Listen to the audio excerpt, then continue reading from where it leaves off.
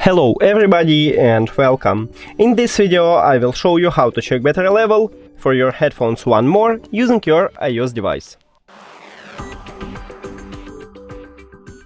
So basically you have a few options how to do it. The first one is to create a widget. So just press and hold at empty space. Now click edit or plus at the left top, add widget and scroll down. Click on batteries. And now choose the best one widget for you.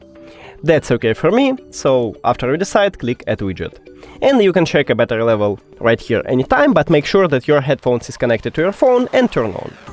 Now the second one and the better option is to use an application. Open it, and right here we have a battery percentages of the left one and right one earbuds and also a charging case. That's it. Thank you for watching this video. If you found it helpful, please consider subscribing to channel and leave the like on the video. It's really important to us. See you later!